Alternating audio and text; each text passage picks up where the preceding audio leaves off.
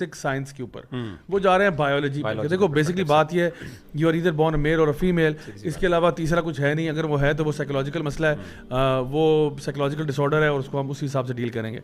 My question now is के वो लोग चले गए साइंस पे, हम अभी तक जो है ना वो अपने आप को रैशनल साइंटिफिक कहते हैं, लेकिन हम लोग उस तरह गए नहीं।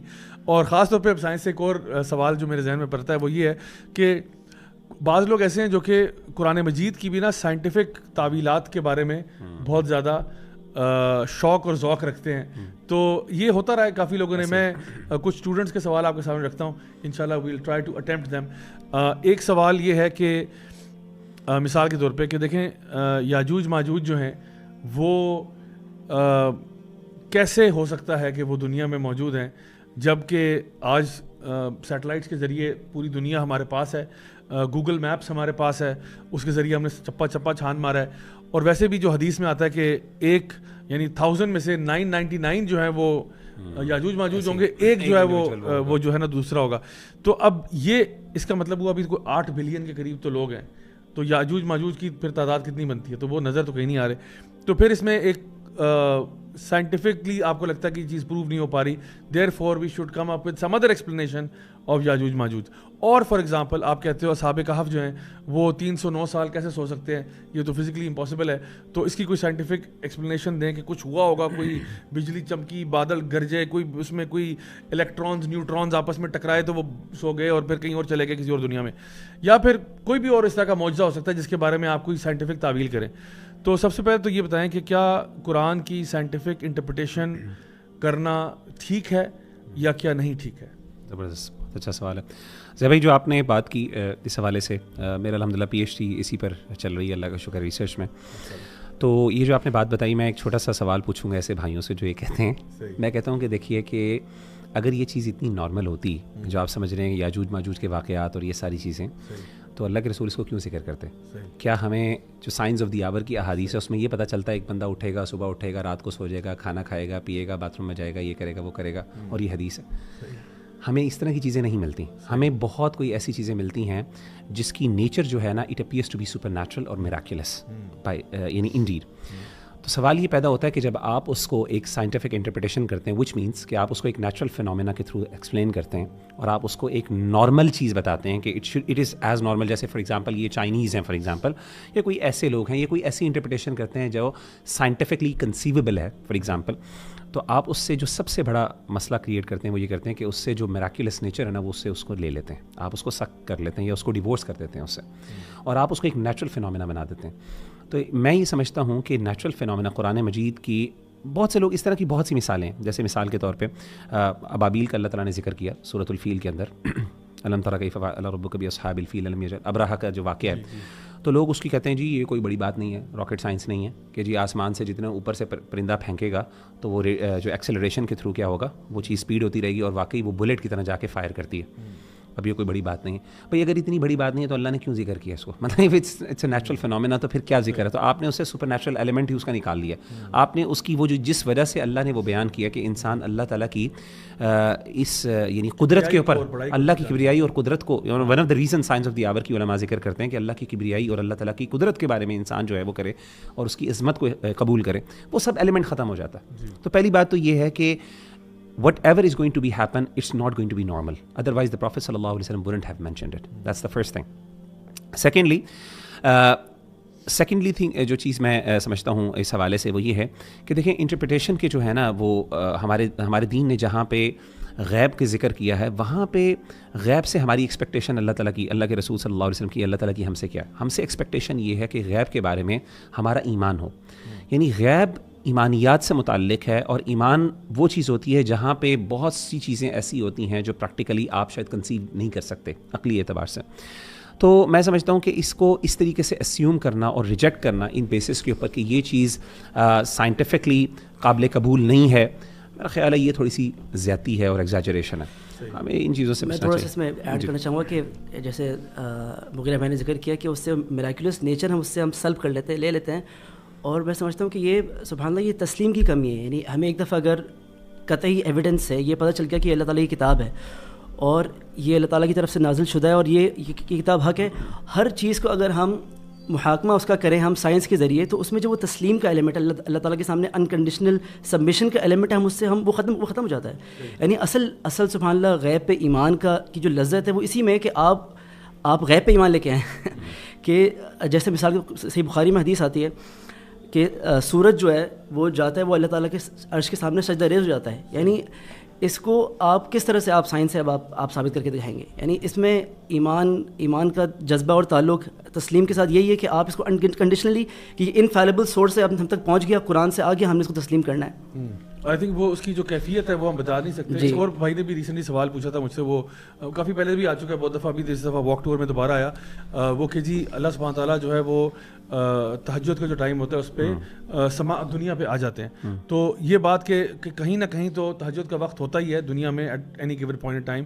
تو کیا اللہ تعالیٰ پھر وہ سما دنیا پہ ہی ہوتے ہیں یا وہ واپس اپنے عرش پہ ہوتے ہیں؟ الرحمن علی العرش استویٰ, تو وہ بات مانے یا یہ بات مانے؟ تو اس پہ بھی وہ کانفلکٹ جو ہے نا کریٹ کرتے ہیں. اس کو بھی میں نے کہا دیکھو کیفیت کا معاملہ ہمارے اوپر ہے ہی نہیں. یعنی جس طرح ہم کہتے ہیں اس ٹیبل کی ٹانگیں ہیں, تو اگر ہم کہتے ہیں کہ جی اللہ تعالیٰ کا ہاتھ ہے یا کسی اور چیز کا بھی, ایک تو جو ہے گھڑی کا بھی ہینڈ ہوتا ہے, کلاک کا بھی ہینڈ ہوتا ہے, تو ہم یہ نہیں کہتے کہ جی وہ اس کی طرح ہے یا اس کی طرح ہے. کیفیت ہمیں نہیں پتہ. یعنی اللہ سبحانہ تعالیٰ نے جب کہا نا قل اللہ احد اللہ الصمد لم یلد ولم یولد ولم یکن لہ کفوا احد, اور لیس کمثلہ شیء, اللہ کے لیے کوئی ایگزامپل نہیں ہے.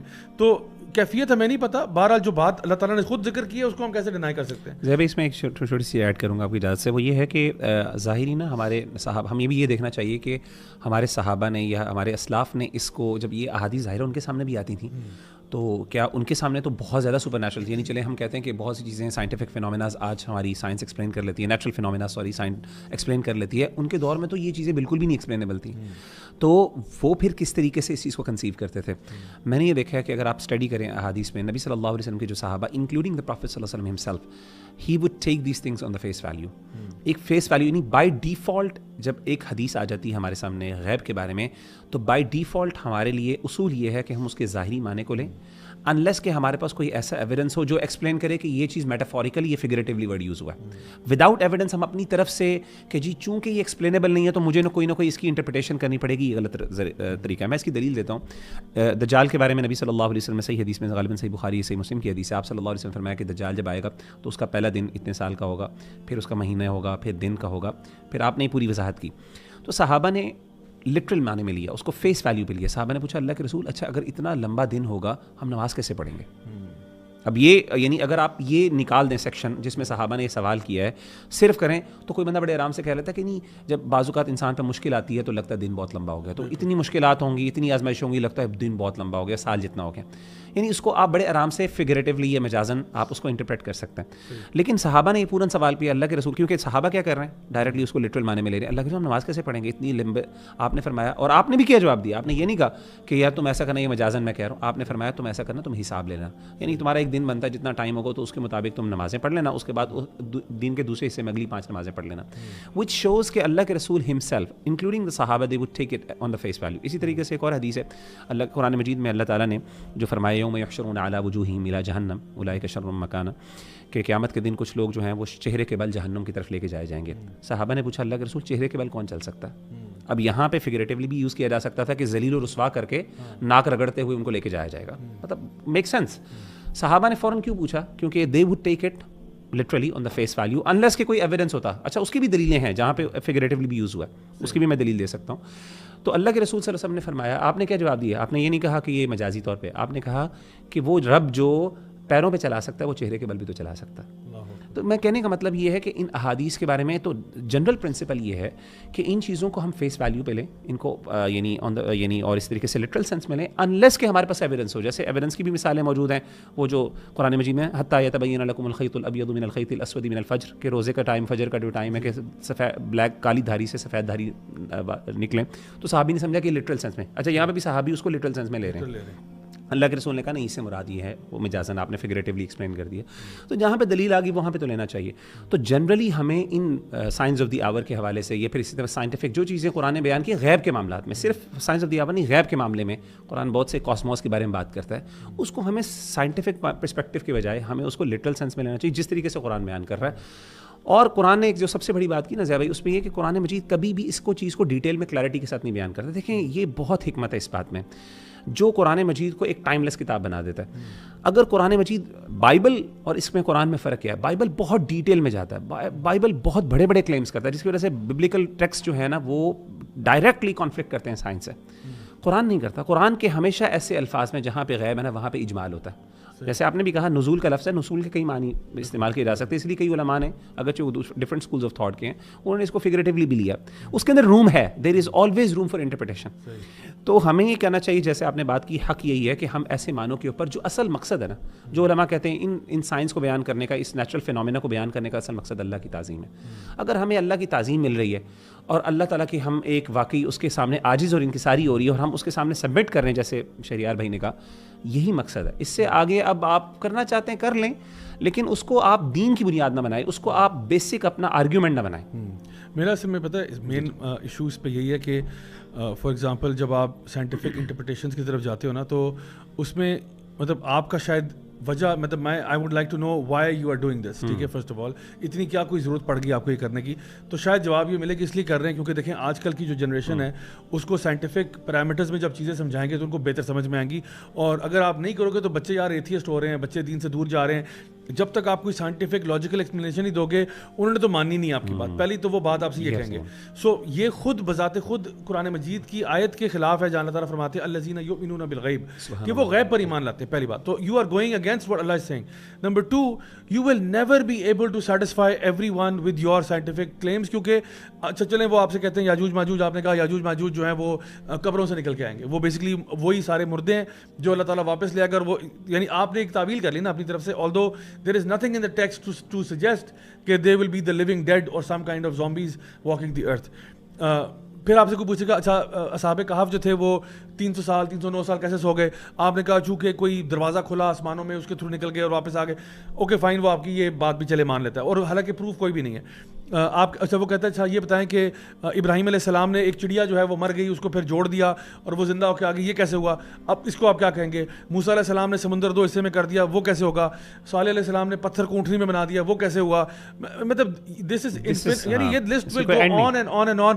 آپ کبھی بھی سارے سوالوں کے جواب نہیں دے سکتے. آپ ایک کا جواب دو گے دوسرا آ جائے گا. سو کہیں نہ کہیں آپ کہنا پڑے گا کہ واللہ عالم, اللہ بہتر جانتا ہے یہ کیسے ہوا. ہم ایمان لاتے ہیں شق القمر ہو یا کوئی بھی واقعہ ہو, اسراء والمعراج ہو, اللہ تعالیٰ قرآن مجید میں کہہ رہے ہیں سبحان الذی اسریٰ بعبدہ, یعنی اللہ تعالیٰ سبحان الذی, یعنی سبحان اللہ آپ کہتے ہو کمال ہے وہ ذات اللہ کی, بے عیب ہے وہ ذات اللہ کی. یہ سبحان الذی کہنے کی ضرورت ہی نہیں تھی اگر وہ جس طرح کچھ لوگوں نے کہا نا کہ یہ خواب میں دیکھا تھا. تو خواب میں دیکھنا کون سا کمال ہے؟ یعنی اگر آپ اس کی سائنٹیفک ایکسپلینیشن یہ دے رہے ہیں کہ نبی کریم صلی اللہ علیہ وسلم کو خواب آیا ہوگا, تو بھائی خواب میں کمال کی کیا بات ہے؟ خواب تو مجھے 1000 دفعہ آتے ہیں, یعنی بندہ سوتا ہے تو خواب آتے ہیں, تو اس میں ایسی کیا بات ہے؟ لیکن اگر اللہ رب العزت اس کو اس طرح بیان کریں تو آپ ایز اٹ از لیں کہ بھئی یہ ایک پراپر الاسراء والمعراج کی جرنی تھی جو کہ ایک بہت بڑا میریکل تھا جو کہ نبی کریم صلی اللہ علیہ وسلم کی لائف میں ہوا. سو آئی تھنک یہ دروازہ کھولنا جو ہے نا it will create for more problems than it will solve. بھائی آپ خود بھی کہتے ہیں, سوری یہاں پہ ایڈ کر رہا ہوں, کہ ایتھیسٹ جو ہیں خاص طور پہ جو خدا کا انکار کرتے ہیں ان کا اصل مسئلہ لاجک یا ایویڈنسز نہیں ہوتے, ان کا اصل مسئلہ تو ایموشنز یا پھر ان کا دل ہوتا ہے. گائیڈنس کو قرآن مجید نے جب بھی ذکر کیا انٹلیکٹ کی بات ہی نہیں کی, ریزن کی بات ہی نہیں کی, بات کی اصل میں دل کی. جب دل انسان کا حاضر ہی نہیں, جب دل نہیں ماننا چاہتا تو پھر جتنے مرضی آپ ایویڈنسز دیتے ہیں ثابت کرتے ہیں کوئی فرق نہیں پڑتا. بالکل.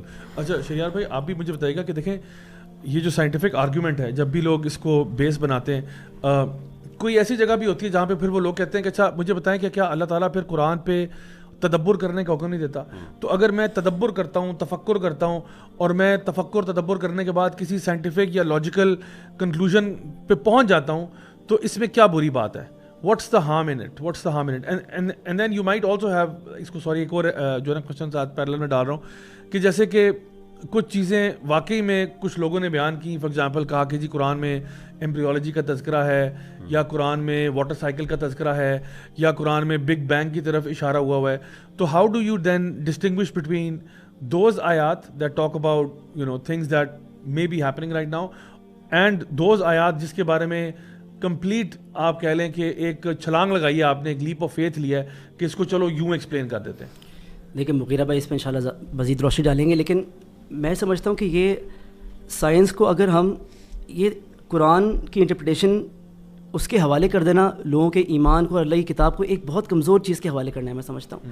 کیونکہ ہمیں پتہ ہے کہ مغیر بھائی بتائیں گے انشاءاللہ کہ سائنٹیفک نالج یا پھر فیکٹس یا پھر تھیوریز وہ ایک طرح کی نہیں ہوتی. ایک ہوتے ہیں کہ وہ ایبسولوٹ فیکٹس ہوتے ہیں, ایک ہوتے ہیں کہ وہ ورکنگ تھیوری ہے, ایک ہے جس میں بہت زیادہ